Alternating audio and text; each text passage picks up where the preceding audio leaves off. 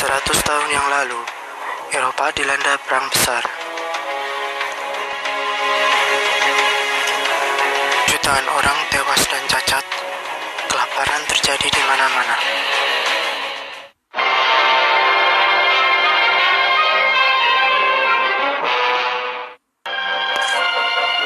Kaisar Jerman Wilhelm II naik tahta tahun 1888. Ambisi besarnya memperkuat tentara Jerman membuatnya memanfaatkan semua sumber daya Jerman untuk militer.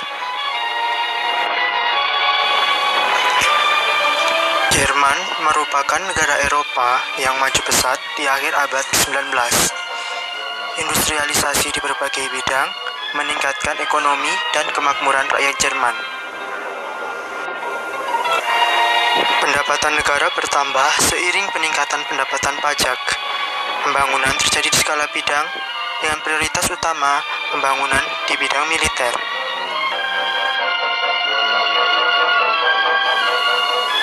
Penguatan militer Kekaisaran Jerman bertumpu pada penguatan angkatan laut.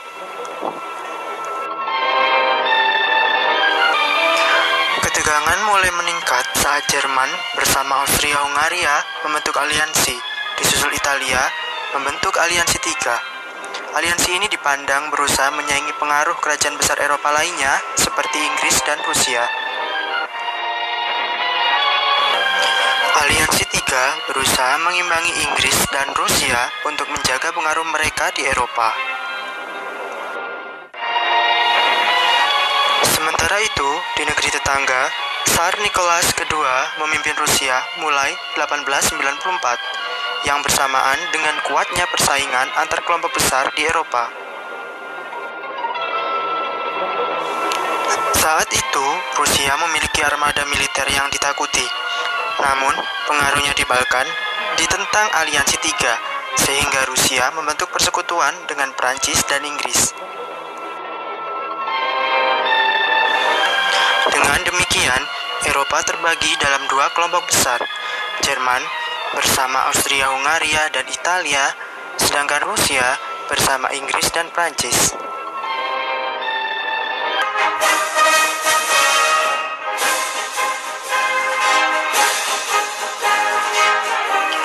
Situasi di Balkan memanas ketika pecah perang antara negara Balkan yang didukung Rusia dengan Kesultanan Utsmaniyah yang didukung Aliansi Tiga. Perang Balkan terjadi dua kali, tahun 1908 dan 1913. Kekacauan memuncak saat terjadi peristiwa pembunuhan yang mengejutkan. Pangeran Ferdinand yang merupakan pewaris tahta Austria-Hungaria dibunuh oleh seorang warga Serbia. Austria-Hungaria marah besar dan menuntut 10 permintaan yang tidak dapat dipenuhi Serbia. Akibatnya, pecah perang antara Austria-Hungaria dengan Serbia. Rusia yang mendukung Serbia menyatakan perang pada Austria-Hungaria, sedangkan Jerman sebagai pendukung Austria-Hungaria menyatakan perang pada Serbia dan Rusia. Ketika kemudian Jerman menyerang Belgia dan Prancis sebagai jalan membantu Austria-Hungaria, Inggris akhirnya berperang melawan Jerman. Di tengah jalannya pertempuran, kejutan demi kejutan terjadi.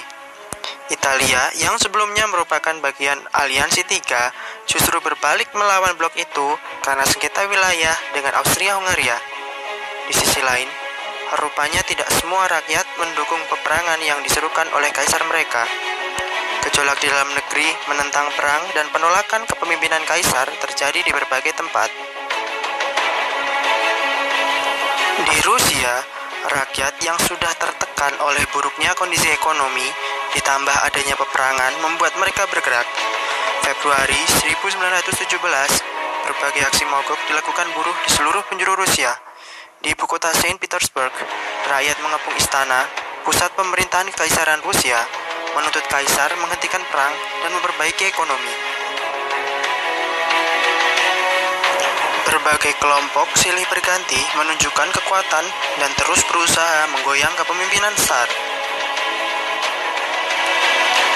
Berbagai tekanan yang terus-menerus dialami Tsar, sementara kondisi keamanan semakin kacau di berbagai wilayah, Tsar Nicholas II akhirnya turun tahta, mengakhiri monarki di Rusia yang telah berlangsung selama ratusan tahun. Berbagai simbol monarki pun dihancurkan. Di saat yang sama, berbagai kelompok saling berebut kekuasaan untuk membentuk pemerintahan baru.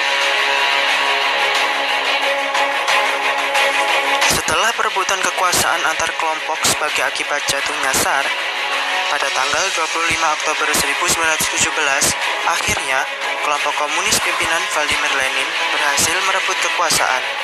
Kebijakannya menarik diri dari perang didukung penuh oleh rakyat. Rusia pun berubah menjadi republik komunis. Pemberontakan juga terjadi di Jerman. Rakyat menentang kaisar dan menuntutnya turun tahta. Akhirnya, kaisar berhasil digulingkan dan Jerman berubah menjadi republik yang kemudian dikenal sebagai Republik Weimar. Republik Weimar sekaligus mengakhiri kekaisaran Jerman dan kerajaan Prusia. Disebut Republik Weimar karena konstitusi yang menjadi dasar republik disepakati di Weimar, sebuah kota di luar Berlin, karena situasi Berlin sedang penuh kerusuhan. Republik ini bertahan sebagai Republik Federasi hingga tahun 1933.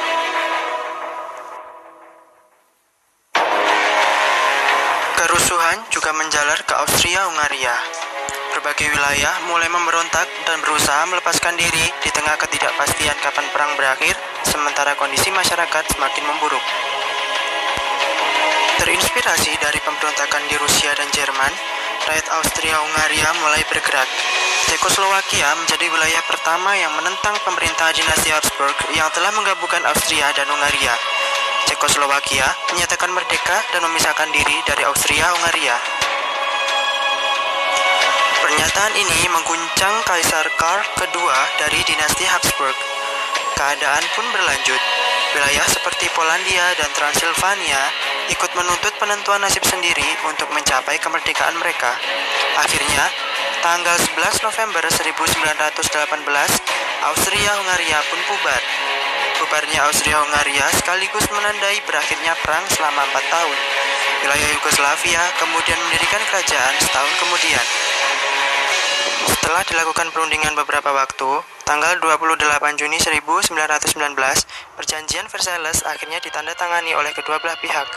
Di antara isi perjanjian tersebut, Jerman mengakui kekalahannya serta bersedia bertanggung jawab dengan menyerahkan seluruh wilayah jajahannya kepada sekutu. Selain itu, Jerman bersedia membayar seluruh kerugian yang terjadi akibat perang yang berlangsung.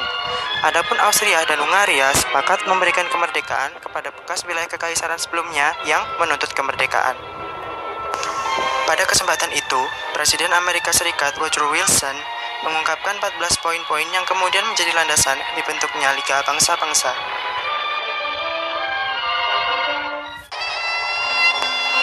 Perang Dunia Pertama berdampak pada Kesultanan Utsmaniyah. Kekalahan besar yang dialami menjadikan Utsmaniyah kehilangan banyak wilayah kekuasaan mereka di wilayah Timur Tengah dan Asia Tengah. Kehancuran terjadi di mana-mana. Pasukan sekutu pun berhasil menduduki seluruh wilayah termasuk Konstantinopel yang menjadi ibu kota kesultanan.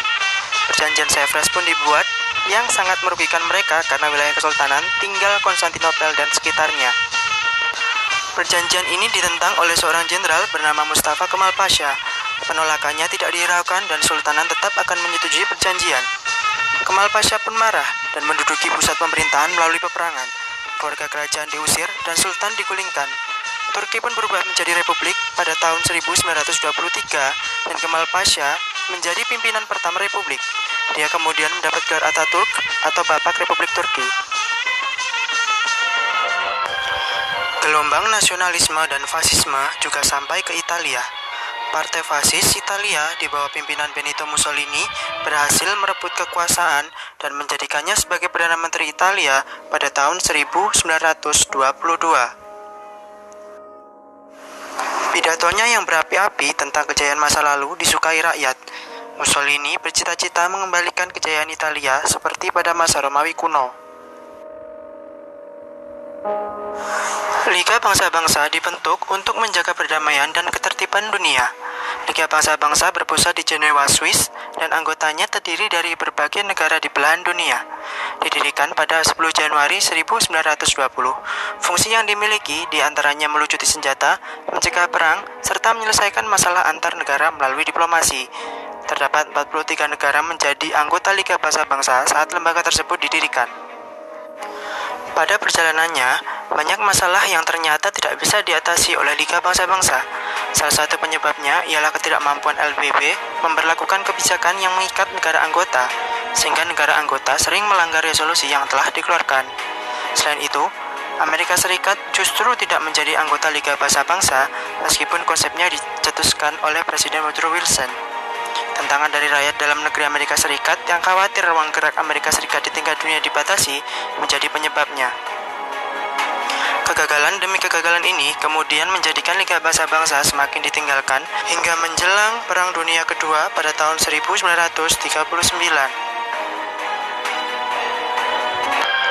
Di saat perang menimbulkan kerugian besar di Eropa, Amerika Serikat mencapai masa kejayaan dan kemakmuran. Pendapatan negara yang meningkat pesat dari hasil penjualan senjata ke Eropa menjadikan banyak orang Amerika kaya mendadak. Warga pun berbondong-bondong memenuhi pusat-pusat wisata untuk menghabiskan uang mereka. Selain itu, banyak dari mereka yang menyimpan uangnya di pasar modal. Keadaan pun berlangsung baik hingga bulan Oktober 1928. Keadaan mulai memburuk, diawali dengan jatuhnya harga saham di pasar modal. Hari demi hari, berita buruk tentang kerugian perusahaan terus bermunculan, menyebabkan harga saham semakin jatuh. Kekacauan pun terjadi. Banyak warga yang tiba-tiba menjadi miskin dan terbit hutang karena jatuhnya harga saham. Krisis pun menyebar hingga ke seluruh dunia, karena Amerika Serikat menjadi donatur terbesar bagi Eropa. Saat krisis di Amerika terjadi, seluruh negara Eropa terkena dampaknya. Di masa lalu, gonjangan ekonomi Eropa bisa diatasi karena Jerman yang menyerap semua kelebihan pasokan. Namun, kondisi Jerman yang hancur karena perang dan inflasi tinggi menyebabkan krisis tidak terbendung. Jutaan orang di seluruh dunia kehilangan pekerjaan karena krisis yang kemudian dikenal sebagai depresi besar. Perang Dunia Pertama merupakan perang besar pertama yang menjangkau seluruh dunia, dengan pusat pertempuran di Eropa. Model perang parit dan peperangan yang tidak direncanakan dengan baik mengorbankan banyak nyawa tentara. Selain itu, ketidakmampuan dalam menyikapi perubahan yang terjadi menyebabkan berbagai kekacauan di masyarakat. Di sisi lain, Perang Dunia Pertama menjadi satu-satunya perang yang mampu menjatuhkan 4 kerajaan besar sekaligus. Perang Dunia telah mengubah wajah dunia dalam krisis dan nasionalisme.